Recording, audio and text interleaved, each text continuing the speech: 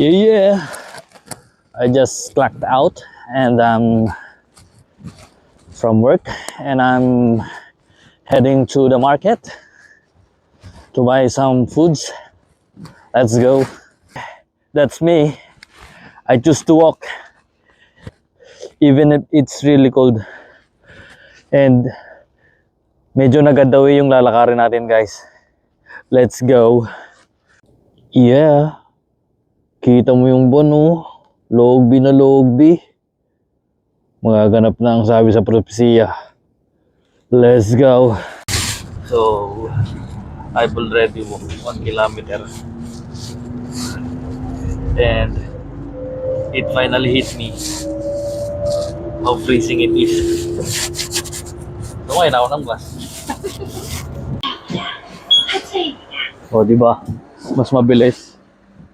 Ano kasing trip yung naiisip ko para maglakad? Diba? Basic. It's really cold. -4 tapos umahangin pa. Grabe.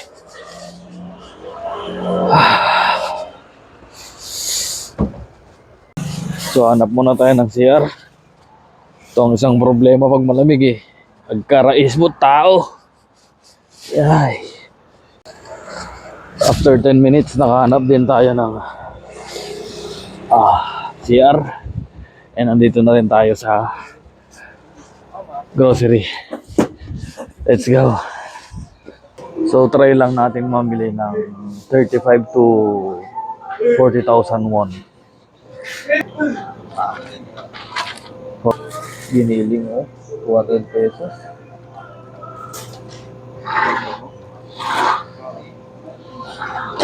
So pas muna tayo sa baka, masyadong mahal. Pampalay, 3 piraso, 300. Ay, 400. Hindi kaya yan. Okra, maka-uber. Matigas, guys. Ay, pwede. Pwede. 160. Okra. Beans, 160. 200 pesos isa. Para yung isa. 120. Kangkong. 180. Uong. 70. Buto-buto ng baka.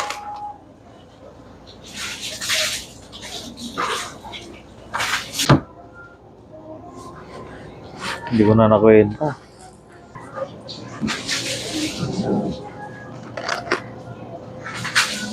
Ipon. Hindi ko na nakwenta. Nagmayat nga balasan. Ano tayo nito? Oding.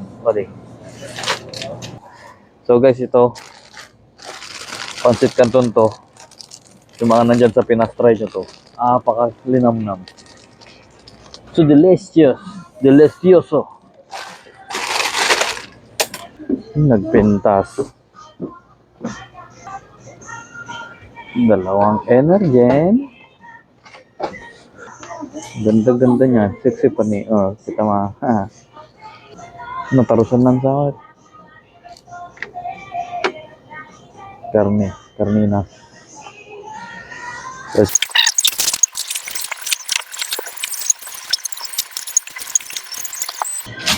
Yung sudyang sa'yo, sa kasamaang palad, inabot tayo ng 53. Paglabas mo siyempre,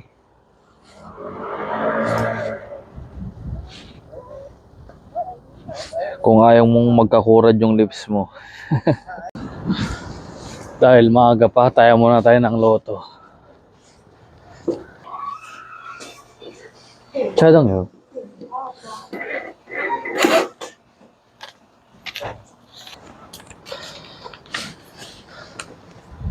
Sabi, pag tumaya ka ng loto, ipahid mo sa puwet para swerte. Ayan. Pag tumama ako dito guys, bibilin ko na yung buong Pilipinas. Para wala nang mahirapang Pilipino. Tapos ipapamigay ko rin sa mga Pilipino. Ako nang bahala sa inyo. Let's go. Pauwi na guys. Bali magtataksi na ako. Kasi 15 minutes pa yung bus.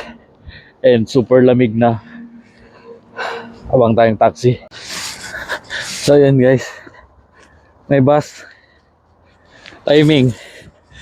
Na-timingan natin yung bus. Kaya mag-bus lang tayo. Let's go! Guys, hindi rin talaga biro ang mag-budget sa ibang bansa. Lalo na sa mga bansang matataas ang cost of living. Kaya nitong South Korea. Grabe guys. Sobrang taas din ang cost of living dito. Isipin nyo yun hipon lang tapos shell yung pinaka-meat ko doon. Umabot ako ng almost 2.5. Gulay-gulay lang yun. Sibuyas. Umabot din ng 2.5.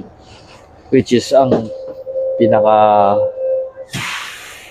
allowance ko sa isang linggo is nasa 1.6 lang dapat. Pero wala Yun talaga. Hindi ko tinitipid yung sarili ko pero yun na yung pinakatipid kong ginawa. So hanggang na lang guys. Bababa na rin ako ng bus. See you next vlog. I love you. Mwah.